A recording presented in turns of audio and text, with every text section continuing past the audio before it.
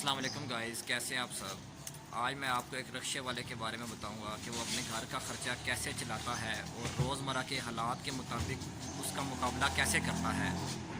आइए शुरू करते हैं उसका इंटरव्यू। अस्सलाम वालेकुम वालेकुम सलाम।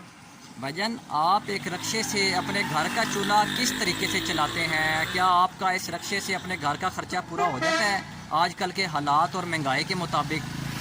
नहीं मेरे प्यारे भाई, आजकल के हालात और महंगाई के मुताबिक हमारा जो सर्कल है ना वो बहुत ही मुश्किल है, इंतहाई मुश्किल है।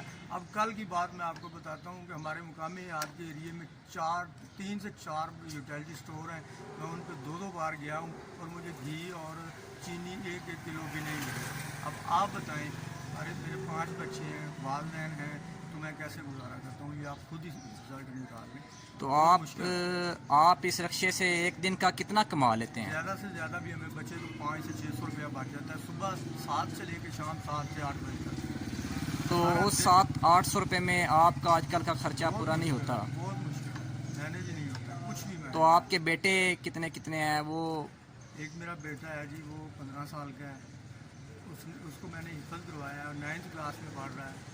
2 साल से स्कूल बंद है और उसकी फ़ीस मैं दे रहा हूँ। मुझे कोई भी बेनिफिट नहीं है कि भाई आपको फ़ीस जो है लेस की जाएगी या कोई मसला होता है, कोई भी हमें बेनिफिट नहीं दिया गया। 2 साल से मैं उसकी फ़ीस हर माह दे रहा हूँ और मैंने अपने बच्चे को हिफज करवाया इसलिए कि मुझे कुछ फ़ायदा मिले, लेकिन अभी तक तो नुकसान में जा रहा हूँ।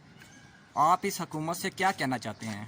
अब हमारा हुकूमत ये मेरा इंटरव्यू देख के खुद ही रिजल्ट निकाल ले कि मुझे क्या बेनिफिट मिलना चाहिए, जबकि मेरा कोई भी ना तो मेरे खाने पीने के घर के अखराजात पूरे हो रहे हैं और ना मुझे कुछ बाहर से बेनिफिट मिल रहा है कि स्कूल की जो फीस है वो ही मुझे ना देनी पड़े, वो भी मैं दे रहा हूँ। स्कूल बंद है, आजकल स्कूल तो बहुत बंद हो चुके हैं। बंद है और इसके बावजूद मैं 3,000 रुपये एक माह की फ़ीस दे रहा हूँ। तो इस लक्ष्य से तो आपका वो आमदन पूरी नहीं हो सकती। नहीं होती भाई, बहुत प्रॉब्लम है, बहुत मुश्किल है। चले कोशिश करते हैं कि आपकी बात ये आला मुकाम तक पहुंचाई जाए और अल्लाह करे ये पूरी हो सके, तो हालात आपके ठीक हो जाएं। शुक्रिया जी, आपका बहुत बहुत। ओके जी।